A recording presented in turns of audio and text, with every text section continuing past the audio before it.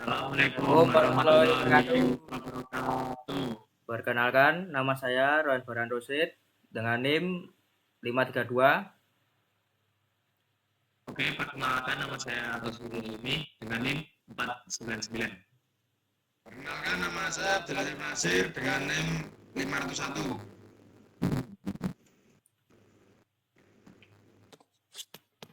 Oke, di sini kami akan menganalisis dan memberikan pendapat mengenai studi kasus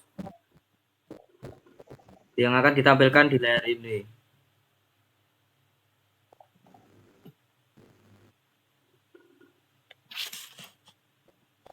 Oke, kami di sini akan menganalisis sebuah kasus di mana daerah yang tanpa adanya sumber daya alam, yaitu Yogyakarta, itu mengandalkan sektor pariwisata sebagai tulang punggung perekonomian. Dan sumber utama pendapatan daerah tersebut, salah satu usaha penunjang dan perkembangan sektor pariwisata di Yogyakarta adalah usaha bisnis perhotelan. Meski pada awal tahun 2022 diperkirakan akan menjadi tahun pemulihan ekonomi setelah penyebaran COVID-19 terjadi di seluruh dunia. Namun hingga tahun ini masih terdapat kekosongan hunian hotel. Bahkan pada musim lebaran tahun ini, tingkat okupansi hotel hanya 70%.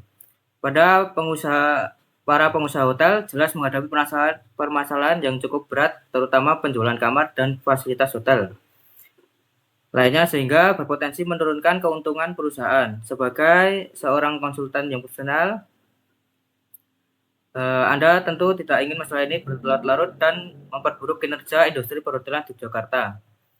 Sementara itu, dari sisi makroekonomi, perekonomian Indonesia akhir-akhir ini menghadapi permasalahan depresiasi nilai tukar rupiah yang cukup signifikan. Inflasi yang cenderung meningkat sehingga berpotensi menurunkan daya beli masyarakat. Oke, selanjutnya di sini saya akan menganalisis dan memberikan pendapat mengenai studi kasus yang tertera di layar ini. Yang pertama itu saya melihat adanya sebuah fenomena yang kontradiktif. Di satu sisi kita semua berspekulasi bahwa tahun 2022 dan seterusnya adalah masa pemulihan kembali pariwisata setelah dilanda pandemi COVID-19. Namun kenyataannya industri perhotelan yang merupakan tulang punggung ekonomi daerah kita justru masih terseret dalam masalah kekosongan hunian. Angka okupansi atau bisa disebut tingkat keterisian hotel yang hanya mencapai 70% pada musim lebaran tahun ini adalah sebuah alarm keras. Seharusnya pada peningkatan seperti lebaran ini menjadi momentum bagi hotel untuk panen para wisatawan dan bisa menutupi kerugian di bulan-bulan lainnya. Jika pada puncak musim lebaran masih ada 30% kamar yang kosong, ini menunjukkan adanya hambatan serius dalam daya serap pasar atau perubahan perilaku konsumen yang signifikan. Lalu untuk yang kedua itu adanya tekanan makroekonomi. Masalah yang dihadapi pengusaha hotel saat ini tidak hanya datang dari persaingan antar akomodasi, tetapi juga dari tekanan ekonomi makro yang menghimpit daya beli masyarakat. Untuk kasus ini pendapat saya yaitu yang pertama depresiasi rupiah dan beban operasional, yaitu pelemahan nilai tukar rupiah yang signifikan membuat operasional hotel membengkak, mulai dari biaya perawatan hingga pendapatan pengadaan barang. Di saat biaya naik, hotel sulit meningkatkan harga kamar karena takut kehilangan pelanggan yang sensitif terhadap harga. Yang kedua, itu inflasi dan prioritas pengeluaran, di mana inflasi yang meningkat secara langsung menggerus daya beli masyarakat Indonesia. Wisatawan kini lebih selektif, mereka mungkin tetap pulang kampung ke Yogyakarta, namun memilih menginap di rumah saudara atau mencari akomodasi yang jauh lebih murah, seperti homestay daripada hotel berbintang. Lalu yang ketiga itu adanya penurunan daya beli. Ketika inflasi naik, pendapatan nilai masyarakat menurun.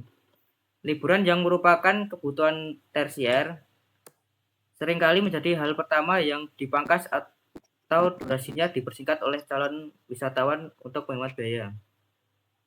Lalu selanjutnya itu adanya dampak terhadap kinerja industri perhotelan. Jika masalah ini dibiarkan berlarut-larut, industri perhotelan di Jakarta terancam mengalami penurunan profitabilitas yang sangat drastis. Sebagai konsultan kita melihat adanya risiko penurunan standar pelayanan jika hotel mulai melakukan pemangkasan biaya atau cost cutting yang ekstrim demi bertahan hidup. Hal ini dapat merusak citra Yogyakarta sebagai destinasi wisata unggulan dalam jangka panjang. Lalu adanya kesimpulan dan sudut pandang dari saya, yaitu saya berpendapat bahwa kondisi perhotelan di Jakarta saat ini sedang berada dalam jepitan antara biaya operasional yang meningkat dan daya beli konsumen yang melemah. Pemulihan ekonomi pasca pandemi ternyata dibarengi dengan tantangan global yang berat, mulai dari depresiasi nilai tukar rupiah hingga inflasi yang menggerus daya beli masyarakat. Oleh karena itu, industri perhotelan di Jakarta tak bisa lagi hanya mengandalkan strategi bisnis konvensional, mengingat daerah ini tidak memiliki sumber daya alam dan sepenuhnya tergantung pada sektor jasa pariwisata sebagai tulang punggung ekonomi. Dibutuhkan sinergi antara pemerintah dan pelaku usaha untuk menciptakan strategi yang lebih kreatif, seperti mengoptimalkan pasar lokal, seperti meningkatkan efisiensi operasional berbasis teknologi guna menghadapi tekanan ekonomi. Strategi pemasaran yang harus bergeser dari sekedar menjual kamar menjadi menjual pengalaman yang unik agar pengeluaran wisatawan tetap terasa sepadan. Karena itu, jika masalah ini tidak segera dicarikan solusi, penurunan standar pelayanan dan kesehatan finansial industri perhotelan akan menjadi kenyataan yang pahit bagi ekonomi Jakarta. Mungkin analisis dan pendapat dari saya cukup itu. Selanjutnya akan dilanjutkan oleh teman saya. Izin menambahkan, kalau menurut saya dan analisis saya, sebagai seorang pemerhati di bidang pariwisata di Jakarta, saya melihat bahwa sektor pariwisata memang menjadi tulang punggung utama perekonomian daerah. Ketergantungan ini membuat kondisi industri pariwisata khususnya perhotelan sangat rentan terhadap perubahan situasi global. Sehingga permasalahannya yang saat ini terjadi seperti rendah tingkat okupansi hotel mungkin sudah memasuki masa pemulihan pasca pandemi. Jadi indikasi bahwa pemulihan tersebut belum sepenuhnya stabil. Salah satunya masalah utama yang dihadapi industri perhotelan adalah masalah adanya kekosongan hunian hotel. Meskipun tingkat okupansi mencapai sekitar 70% pada musim liburan, angka ini sebenarnya masih belum optimal. Sehingga untuk memaksimalkan keuntungan, hotel memiliki biaya operasional yang tinggi, seperti gaji karyawan, listrik, perawatan fasilitas, dan lain-lain. Sehingga pendapatan tersebut yang diperoleh tidak mampu untuk menutupi biaya secara optimal. Hingga keuntungan dan profit dari selain itu perubahan perilaku wisatawan juga jadi salah satu faktor yang penting. Untuk saat ini wisatawan cenderung lebih selektif dalam memilih akomodasi. Banyak beralih ke alternatif seperti homestay, guest house, atau bahkan platform sewa harian. Yang notabene di mana itu lebih murah serta fleksibel. Hal ini menjadi ancaman bagi hotel konvensional yang tidak mampu beradaptasi dengan tren. Dari sisi makroekonomi, kondisi tersebut seperti diferensiasi nilai tukar rupiah dan inflasi yang meningkat turut memperburuk situasi. Inflasi menyebabkan harga barang dan jasa naik, sehingga daya beli masyarakat menurun. Akibatnya, masyarakat cenderung mengurangi pengeluaran untuk kebutuhan sekunder seperti liburan, Dan ini berdampak langsung pada jumlah wisatawan yang datang di Yogyakarta.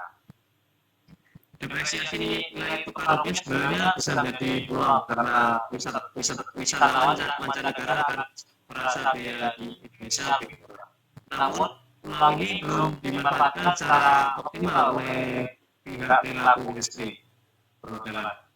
Promosi yang kurang agresif dan belum menjadi integrasi secara digital menjadi salah satu penyebabnya. Bagi solusi, menurut saya para pelaku industri perhotelan perlu melakukan inovasi serta melakukan strategi yang efektif. Pertama, hotel harus meningkatkan kualitas layanan dan memberikan pengalaman yang unik terhadap pelanggan. Terus tidak hanya menyediakan tempat, namun juga memberikan pengalaman budaya lokal, kuliner khas, serta paket wisata yang menarik. Yang kedua, memanfaatkan teknologi digital harus dioptimalkan. Jadi pihak hotel perlu aktif dalam platform online untuk menunjang promosi maupun pemasaran, seperti melakukan konten di Instagram, TikTok, dan lain-lain. Sehingga dapat membantu menjangkau pasar yang luas, termasuk wisatawan milenial yang sangat bergantung pada teknologi. Oke, yang ketiga, strategi harga yang fleksibel juga perlu diterapkan. Jadi hotel bisa memberikan promo, diskon, dan paket balik agar lebih menarik bagi konsumen, terutama Gen Z dan milenial. Yang keempat yaitu pemerintah daerah juga harus memiliki peran penting dalam mendukung industri ini, seperti promosi pariwisata secara masif, penyelenggaraan event serta peningkatan infrastruktur dan membantu menarik lebih banyak wisatawan ke Jogja. Kesimpulan dari saya, jadi permasalahan industri perhotelan ini terutama di Yogyakarta tidak hanya disebabkan oleh faktor internal, tapi dipengaruhi juga dengan faktor eksternal, terutama seperti perubahan ekonomi, perubahan perilaku. Oleh karena itu dibutuhkan kerjasama antara pelaku usaha dan pemerintah agar membuat strategi yang inovatif serta kondusif agar industri perhotelan dapat bertahan dan kembali berkembang secara optimal. Ini mungkin sedikit dari pendapat saya serta analisis saya. Mungkin bisa dilanjut. Ya, langsung saja tentang pendapat dari saya ya. Jadi yang kita tahu, Jakarta merupakan daerah unik yang secara ekonomi sangat bergantung pada sektor pariwisata karena keterbatasan sumber daya alam. Dalam ekosistem ini, industri perhotelan berperan sebagai insulator, penunjang utama.